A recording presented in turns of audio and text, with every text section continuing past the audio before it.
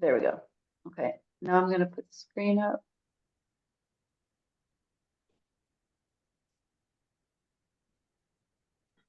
Okay, can everybody see this? There it is. Yeah. Okay, great. And you don't see my Yep. Zoom panel in there, do you? Like my things? I don't think so. No. Okay, perfect. Okay.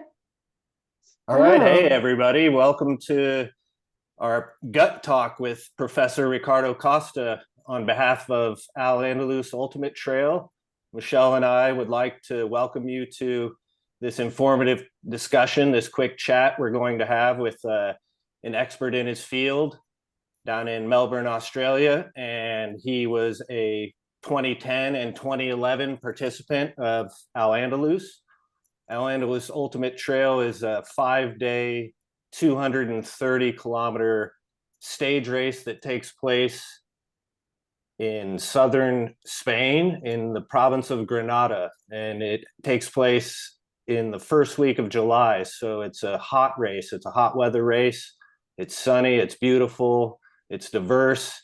And it's where we met Professor Costa, who is here to talk about your gut and how you can get through a race like Andalus. So I'm going to turn it over to him. He's going to explain a little bit about himself, and then we'll take it from there. Hey, Ricardo. G'day, how you doing? Thank you very much, Eric. And thank you for inviting me to present, talk about the gut and exercise. And yeah, you're absolutely right. It sort of all started with Andalusia back in actually 2009. I raced, my first one was 2009, which I think was the first or second episode. And then, yeah, but then we came back and yeah, I was there for the first one, and then we came back and did the second and third one. We did the research in the second and third one, but I raced in the first one just to as part of a competitor. So a bit about myself. Well, I grew up in Australia, and I left Australia in 1993 to race on the World Cup circuit in triathlon, and I did that for 10 years. So raced as a pro athlete for 10 years. And then during that time, towards the end, I started my academic career. And then once the triathlon finished, went on into academia and started researching and lecturing in the UK, first at University in Bangor, University of North Wales in Bangor, that's the northwest coast, and then moved down to Coventry University. And the reason why I guess we got into this type of research is, again, my profession is sports dietetics, exercise physiology. And we had a clinic back in Coventry University where athletes would come and, we just assess their diet, see what they're doing wrong, see how they could correct themselves, then also get them on the treadmill and look at their glucose availability and oxidation rates and see, what they should be feeding during exercise. One of the main, back then, this was, back in 2009, 2010, we're getting a lot of Ironman triathletes and ultra endurance trail runners coming to our clinic. And normally, as a professional, we want to try and follow evidence-based practice. So we looked at the literature to see, what should ultra marathon runners eat, because back then the sport was very young and there was really no research out there. So we really didn't know what they're actually eating and what were the main problems that occurred. So as part of my postdoc, I linked in with yourselves and Paul to see if we could collect some data during the 2010, 2011 Andalusia Ultra Trail. And we did. We went there, collected what we could. A very, very difficult, very long and hard study because we were collecting blood and urine samples, saliva samples before and after each stage for 5 days. So we had sort of we had a fixed and mobile lab, both in the hotel and then also out in the field. And it was a big team. I think a team of about 12 researchers and medics and nurses, and everyone came down and had a tent set up. So yeah, we collected all that. And the main thing that we got from it, the main thing was, athletes were finding it very hard to eat and drink during the race. And as the days progressed, it got worse. And that coincided with increasing gut symptoms. And then when we looked at the blood samples, we found, whoa, this is some serious stuff going in here. So we now more or less started to put the puzzle together of what's causing these gut issues in the athletes. And it did come from a lot of the blood sampling. And then since then, again, we looked at the literature, what athletes doing and how can we help the athletes. And again, it was so early, it's such a novel area that there was really no prevention management strategies for athletes. It was just like trial and error. So you try different things, see what happens, and if it works, keep going with it. So since there was no research, then we started to look at prevention management research. That's what we've been doing over the last 10 years. And of course, a lot of our research is translated over into occupational health because we get similar problems, such as mining, agriculture, rangers, soldiers. So even though we focus on athletes, a lot of the work and a lot of the problems these athletes face, the occupational populations also face it too. So that's sort of a big, very long story into a nutshell. Oh, that's So it's great. fascinating, actually. Yeah, and my apologies. You were there at the first Andalus in 2009. Yes. It's been so long. Yeah. I was just a young kid. I have a few more gray hairs, and That's right. Yeah. Yeah, I remember actually when you were doing the testing, I think we were always running around looking for a refrigerator, trying to find ways to Yes. keep these samples like fresh. It was an Keep them interesting nice. experience. Yeah. well, Yeah, so yeah, yeah. Exactly. that was a great description of what you've been doing, and a brief little synopsis Mhm. of your history with us personally, and without further ado, we're going to ask some important questions that we've received. We sent Yeah. out an email to our Al Andalus global community and tried to round up some of the best questions we could get on gut health and why people have the issues they do. So Yes. we're going to Mhm. ask the first question. Who's the first question from, Michelle? Well, these are just more general questions to start with that we pulled Ah, together, sort of that okay. like overlapped, and then we have a few specific questions from runners that had very specific concerns, but I think that Mm-hmm. are valuable across the board. So I'll read the first one. It's are there any tips regarding foods and nutrition in a hot weather race in the heat, like Al Andalus and many Yep. other races like Mhm. MDS or some of the other hot weather, Yes. Badwater? There's so many that people go and they're Yep. battling the Yep. extreme conditions and dehydration. So are there any tips that you can have for the food and Yep. nutrition? Mm. Right. In terms, before I answer that question, probably the best approach is to go back to basics and find out exactly what's happening to the gut when you do exercise, especially in the heat, because I can't really answer that unless the audience has some at least basic background knowledge. So I'm not sure if you want me to share my screen. I've got sort of this slide up from one of our Yeah, publications. Is that possible to do? yeah, please. Yeah, it should be.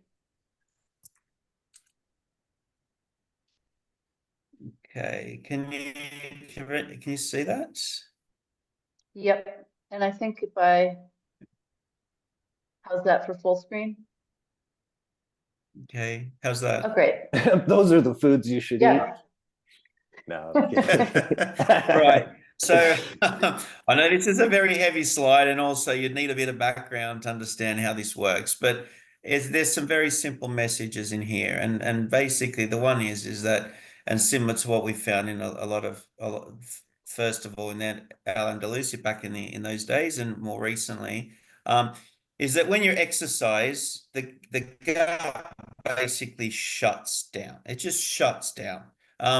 Because the gut is all about rest and digest. So if you want foods to be digested and absorbed, you literally need to be in rest state and have no sympathetic drive. So we've developed this model based on all our research, and the shutting of the gut is here on the right-hand side. It's what we call neuroendocrine gastrointestinal pathways. Basically, when you start exercising, you get an increase in your sympathetic drive, increase adrenaline or adrenaline, all those stress hormones, and the whole gastrointestinal function just stops. So the trafficking or motility of the gut, so the swallowing reflex, gastric emptying, so the food going from the stomach to the intestine, and then the food traveling or food or fluid traveling along the intestine, it all just shuts down. The smooth muscle that controls everything just shuts down. At the same time, digestive juices or digestive enzymes that are released into the stomach or into the intestine, they also are reduced in secretion, so you've got less digestive capacity. And then absorption. so absorbing from the intestine and into the blood, those transporters also affected, so you get less absorption.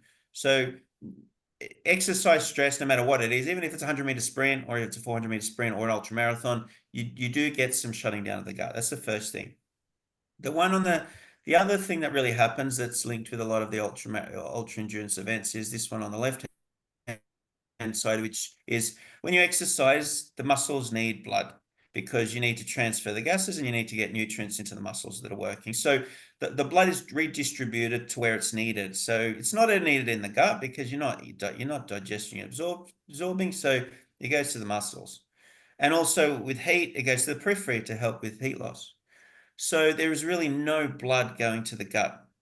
And if you've got no blood going to gut over 1 or 2 or 3 or 4 hours of exercise, the whole gut area gets ischemic. So basically the cells just start to die off because there's no blood supply. It's all going to the muscles. So they're the two main things that happen. You have what we call compromised gastrointestinal integrity. So the whole gastrointestinal sort of wall barrier just gets destroyed, and we got a shutdown of the gut.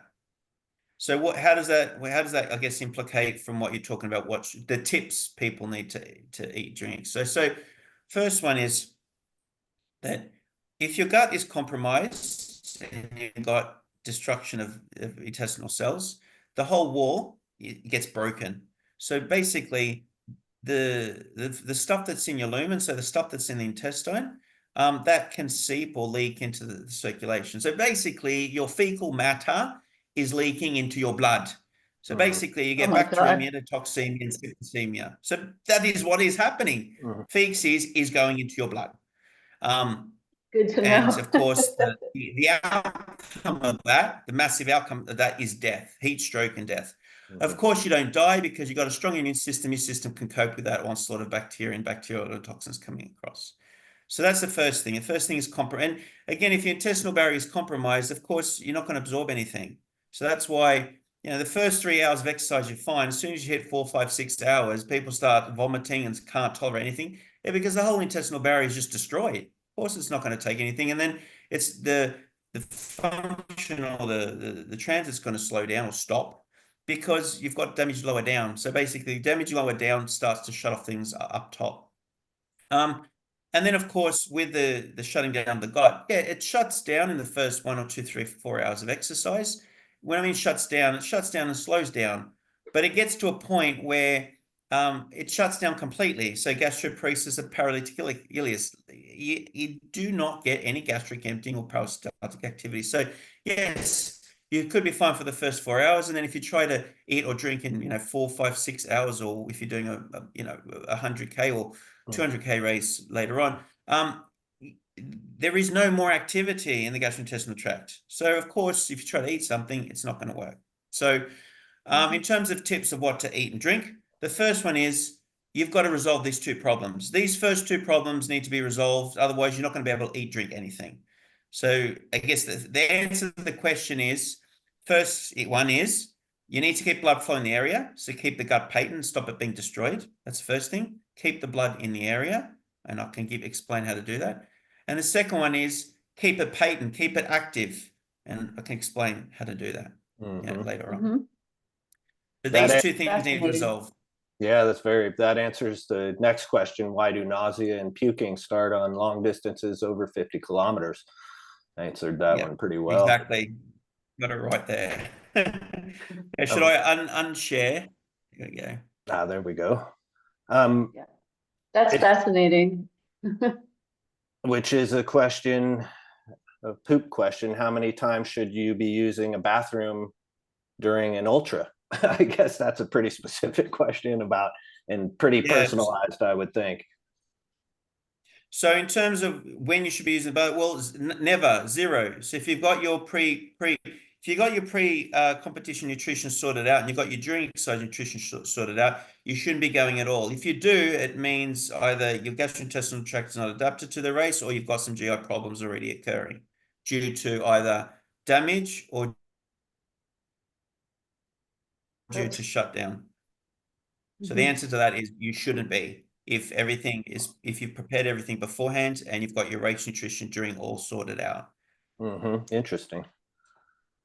And if, And I guess I can add to that is so, you should be, sorry, go ahead, Michelle. no, go ahead, add to that, add to that. I was going to add to that to say that you should be going beforehand. So program, I guess, wake up, have your pre-competition breakfast 2 hours beforehand to give you time to, I guess, initiate and stimulate the gastrointestinal tract to actually go and defecate before your race. So everyone's different, but normally if you wake up, you consume something, normally that stimulates the gastrocolonic sort of reflex, and that will help you go to the toilet beforehand. So you need to prepare to go to the toilet beforehand, and during the race, you should not be going at all if you've got everything sorted out and prepared. That includes an ultra distance race too, yeah. Oh, absolutely. Because your preparation will be sort of an elemental and low FODMAP diet, which removes all residues and fibers from the diet so that you've got a clean gut going into the race so you don't have to go to the toilet. Because if you go to the toilet, it means you've got residue waste in your GI tract, which you're going to have to carry that through the whole race. Yep. So you need to prepare your gut beforehand, clean everything out, and then you're ready for the race without having to go to the toilet. But all the nutrition is there and all the nutrition's going in. So and actually be better because you'll be burdening the gut in terms of its functional element, digestion, absorption, less if you've got that preparation ready to go. Yep, and you'll be running faster too. You'll be a kilo lighter. Half a kilo. Exactly. That's all. I wasn't going to go there, but yeah. Imagine a kilo over 100 kilometers, how much less energy that is. It's going to Also save because you. you just got rid of the fibers in your GI tract.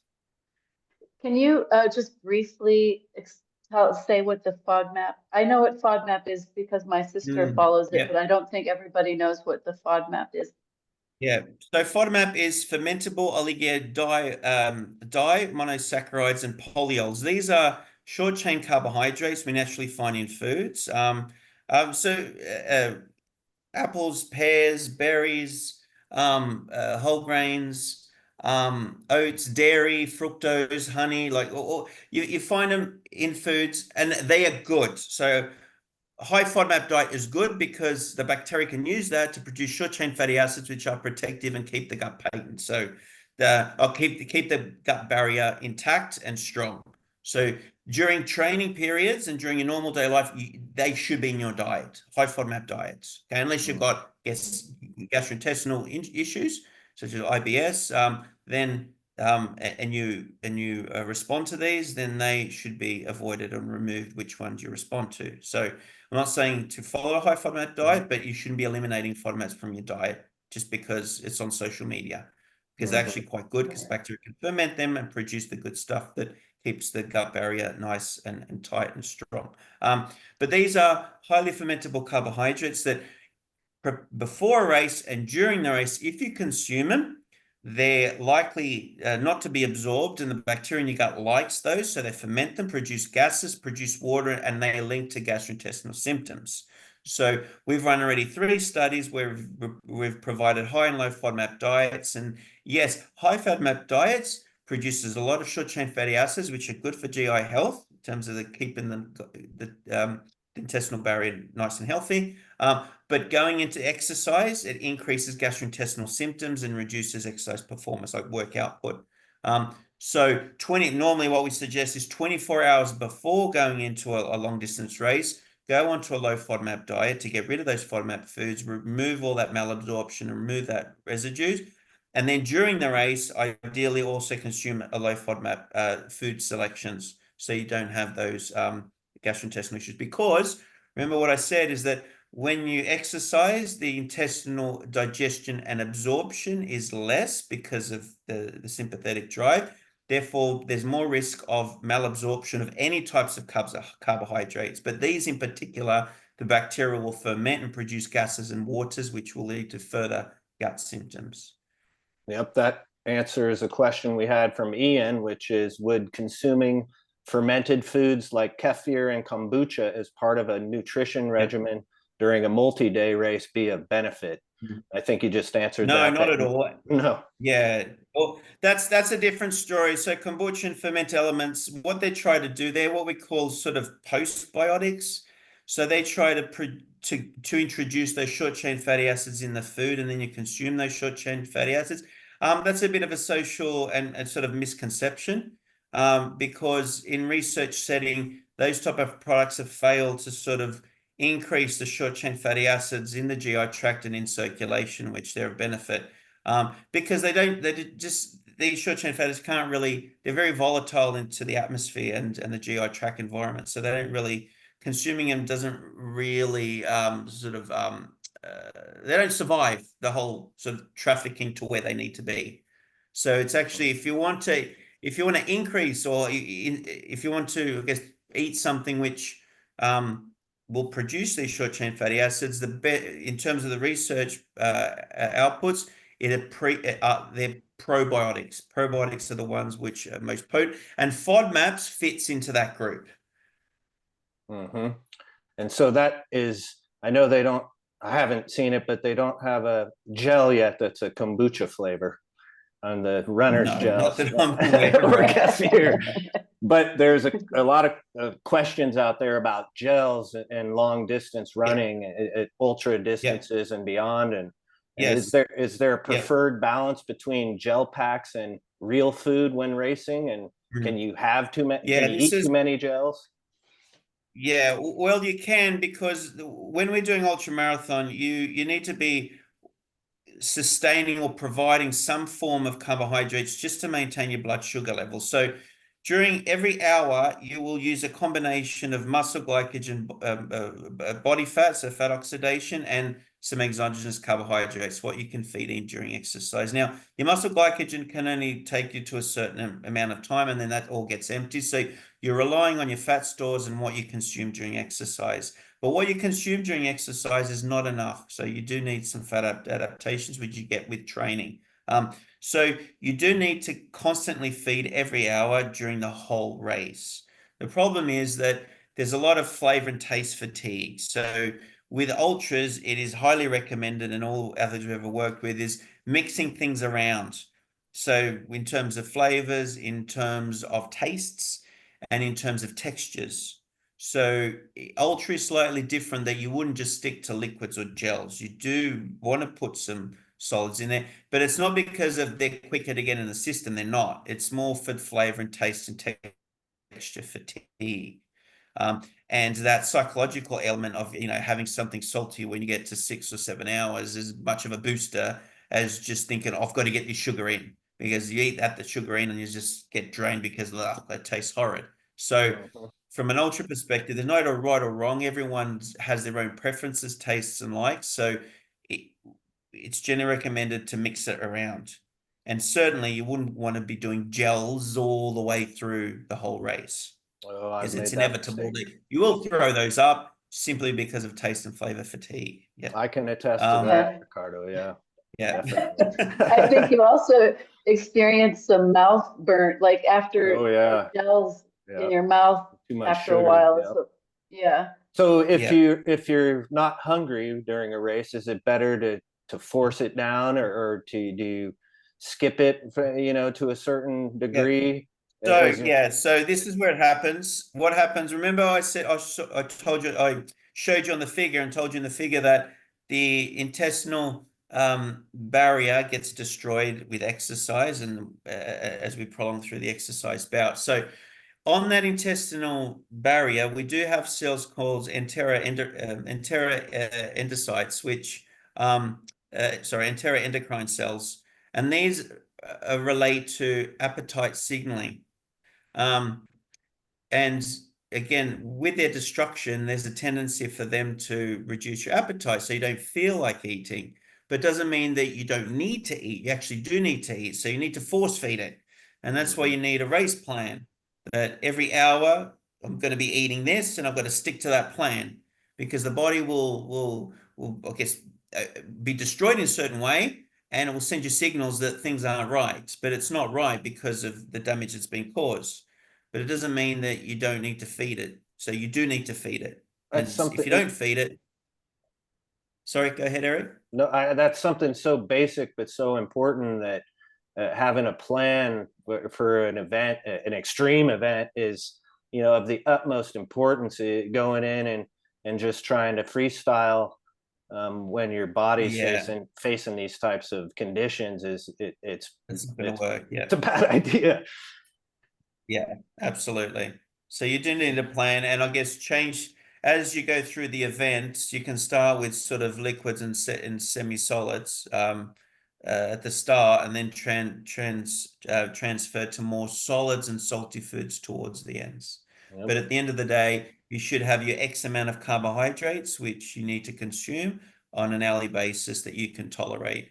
I mean, what we do in our lab is our ultra athletes come into our lab and we actually run them through a gut challenge protocol, and we can actually identify how much carbohydrates they're oxidizing per hour, and then gives them a target of what they need to plan of. And everyone's different. There isn't a 60 grams an hour, 90 grams an hour, 120 grams an hour. That's just the cohort in studies. We see people that, little petite females oxidize 46 all the way through to, big 90-kilogram male runners, which can oxidize 100 grams. There's a lot of variation in what an athlete's body can oxidize per hour in terms of carbohydrate intake. That's a highly personal.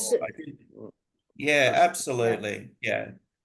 I know a lot of the sports companies, a lot of companies have these fixed values, but that's completely incorrect from a practitioner perspective. So when you're saying the hourly nutrition or hourly uptake, are you saying during, for example, during the stage and also after the stage, like continual No, with this hourly? this is just during the stage. Yeah, just per hour during the actual run. So if you know you're going to run for 5 hours, plan for 5 hours, you're going to run for 6 hours, plan for 6 hours, etc. And everyone's going to be different because everyone's running at different speeds, everyone has different body sizes, everyone's different tolerance levels. So it's trying to assess what is your upper level to feeding during per hour, not just food intake, but also fluid intake, and then plan for that. And that's a big part of your research, isn't it, Ricardo? That's the personalized approach to nutrition and for athletes specific personalized goals. Yeah. Well, yeah. Frank has a question. Oops, sorry. Yeah. No, go ahead, please tell us. No, I was just going to say that we've been doing this for almost 20 years, and I know we do research and cohorts and come up with data and come up with general recommendations, but we all, in our clinic, we see that every single athlete, even though they're doing ultra trails, are completely different in terms of what they can tolerate, what they sweat out, what they should be consuming, and preferences. Yeah, that's exactly right, and that leads us to Frank's question, which is, he says, I know it's trial and error and GI issues can cause most people to drop and you should try everything in training first, but it's not often I run 50 miles plus in training, like never. When I'm ramping up to run 100 miles, how can you train your gut in shorter distances for a longer distance event? Yes. Yep. So that's the research that our group has predominantly done and sort of we're the world leaders in gut training. And the protocol is as follows, is I guess if you're leading into events, or I guess a month before the event, 2 to 3 weeks period where every day you consume your, I guess, upper limit of gastrointestinal tolerance, which you either identified in the lab or you've got some help with. You do that just for an hour period. So just give you an example. Imagine if we have a runner that can only tolerate and oxidizes 60 grams of carbohydrate per hour. Whichever form or whichever choice they're going to be doing in the race, for 2 to 3 weeks, every day, for I guess 5 days on and then the weekend, 2 days off, 5 days on, 2 days off. For 1 hour in each training session, you don't have to do it for 5 hours. For 1 hour only, you will consume 80 to 90 grams per hour. So you'll push it 120, 130% above what they can tolerate. You do that for the first hour and then finish off your training session. The next day, you do it again. For the first hour, push it 80 to 90 grams, and then you do that subsequently for 2 or 3 weeks. Then you get to the race, and then you race on 60 grams. That's your oxidation rate. You race on 60. You've trained for 80 or 90, but you drop it down for 60. And we've seen that both in the lab then in practice, when athletes have trained this at home and then gone to the race, the gastrointestinal symptoms drop substantially or completely disappear. I mean, we had one athlete, an elite Ironman triathlete, that was having to drop out of his races simply because of GI issues. He had other things that needed resolving, resolved those, but got him to gut train his race nutrition. And then in the following race that he went to, he actually won the race, and he finished and with minimal GI issues. So it just shows the power of training the gut, but you need to train it. You got to push it harder in training and then drop it back down to your normal level for competition. And when you say you consume about 120, 130% above your Yep. carbohydrate intake, your natural carbohydrate intake, how do you find out that information? You'd have to go to a clinic. All right. So the only way to find that accurately is come to the lab, and we put a gas mask on. We deplete your muscle glycogen stores. You feed you with carbohydrates. You see glucose availability, and actually determine what your whole carbohydrate oxidation rate is 3 or 4 hours into exercise. However, when we've combined all the data together to look at what is sort of a value that everyone sort of meets, and that is 1 gram per kilogram body mass. That seems to be the upper level of tolerance in the overall cohort that we've done, which I mean, just estimating up to about 300 people. We've run these trials about over 300 people over the last decade. And that's sort of the overall picture we're getting. So if you weigh 70 kilos, you should be able to tolerate 70 grams. If you're 80 kilos, 80 grams. If you're 46 kilogram petite female, 46 grams. If you're elite athlete that's been gut trained, maybe you can push it higher than that. So you may be able to push it more than 1 gram per kilogram body. But in the general population, recreational, active, non-elite population, it's about 1 gram per kilogram body mass per hour. That's excellent. That gives people a general idea of, and they can trial and error that themselves for all our listeners. Point. Absolutely. That's a good piece of information. We have a sponsor that's been part of our race since 2009, Elite Electrolytes, and they provide trace minerals. It's an electrolyte that provides trace minerals. And how does hydration in a hot environment, in a heated race like ours, how does that hydration affect your gut? Is that part of the gut, or is that something completely separate? Hypohydration. So if you're dehydration, just means dropping your hydration status. That's the terminology for dehydration. So the actual state of having low body water is hypohydration. So if you dehydrate into a hyperhydrated state, it does start to impact the gut function and the integrity, but not as much as people think. You really need to dehydrate to a substantial amount for it to impact these markers and function a lot. So it's ideal to not go into the hyperhydrated state, so ensure that you're consuming fluid. But one thing that we found is if people force feed fluids, so if you force feed fluid to try and maintain hydration, that actually causes the gut symptoms as well, because you're putting too much into the stomach and you start to get upper abdominal bloating, belching, urge to vomit or vomiting because of too much fluid. So it's finding a medium between providing enough water that maintains blood water levels or total body water levels based on sweat losses, but not drinking too much that you overbloat the stomach, and it's going to cause you problems as well, especially in a period where you start to your gut starts to decrease its function as the race prolongs. That's a good piece of advice. From a hydration perspective. And so the other thing is to focus. One thing to focus on is ensuring that before you start exercising, that your body water is sufficient, ready to get going, so that you don't have to rely so much on having to catch up fluids during the exercise. So preparation each day before you start the stage. Having a plan, again, go back to the plan. But also, Eric, one thing I should mention, which was so interesting, and it was from the Andalus data, is that, remember, athletes are starting their race I remember when we did the study, it was 35 degrees, and then when we got to stage 5, it was 40 degrees. And what we saw in the plasma osmolality and plasma volume is that we saw heat acclimation occurring as the 4 days progressed. So the body water actually expanded from day 1 to day 4. So even though people lost a lot of sweat and they were saying, "Oh, I'm dehydrated" on day 4, they're actually overhydrated and better hydrated after day 4 than day 1 because of that heat acclimation effect. So one thing it's saying here is please go and read that Andalus study, especially the hydration status one, because just because you're in the heat and 40 degrees, it doesn't mean you need to fluid overload, because your body will adapt to heat acclimation and retaining water as you adapt to the heat as you go through the stage race.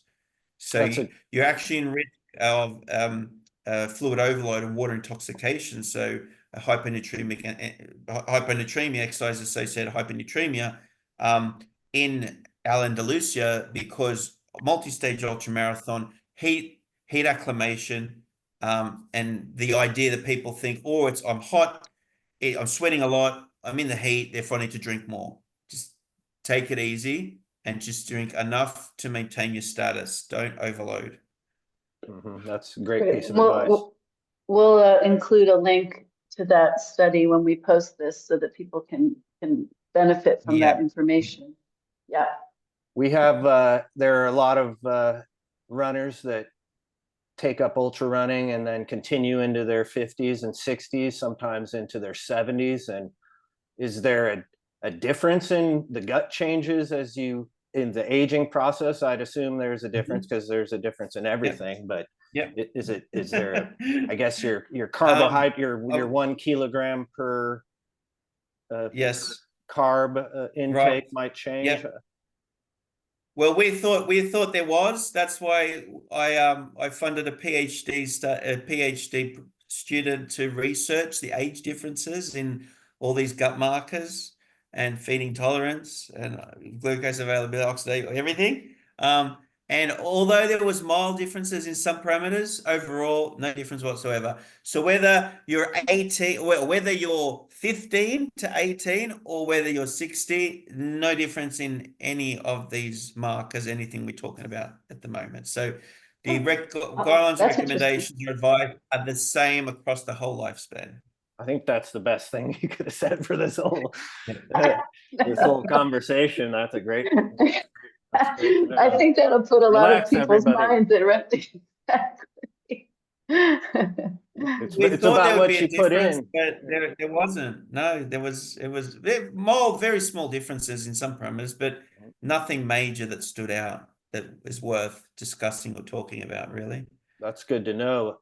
We have a question from Bridget, and Bridget asks, is there a way to eat during training to allow you to get enough fuel and also lose weight or BMI? Or is it a terrible idea to try to diet as an ultra runner? Yeah.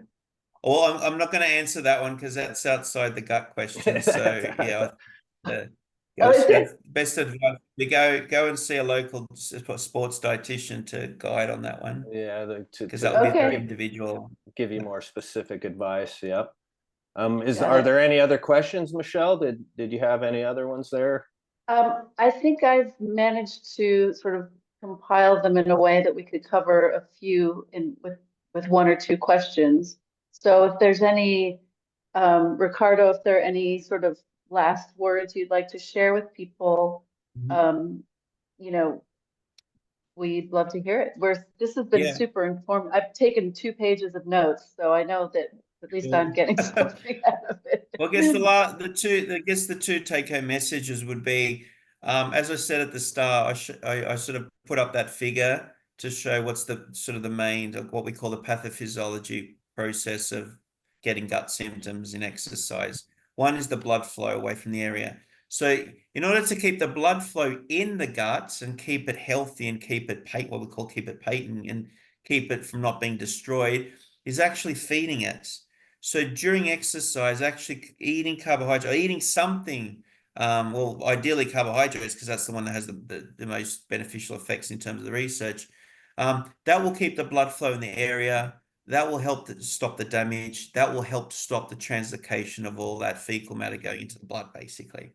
So being able to consume small and frequent during your whole race is the ideal to keep the blood flow in the area. That's the first thing. The second one is keeping it patent, so not letting it shut down, so that neurological aspect. And the gut training seems to be the best one for that.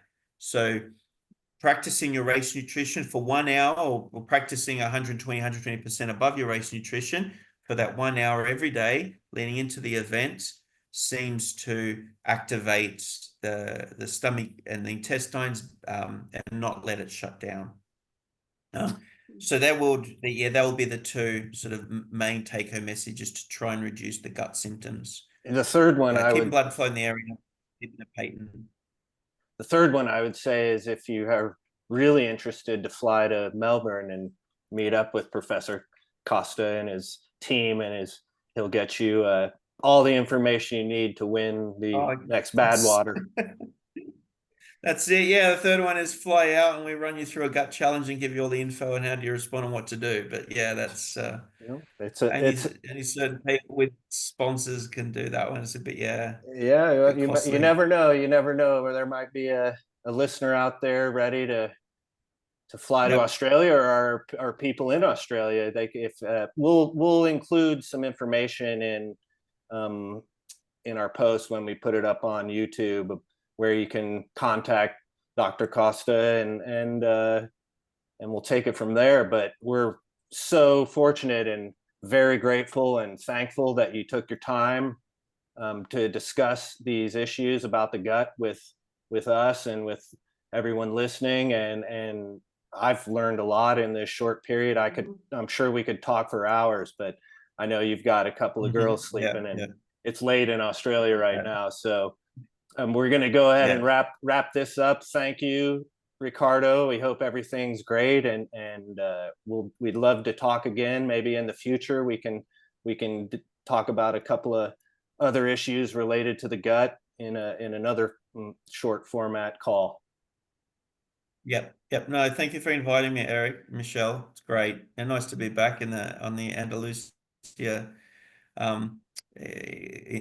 Andalusia race. Yeah, the vibe. Well, you know what? It's we're going into the 16th edition. It's June 30th of 2025 is stage one. It's the week.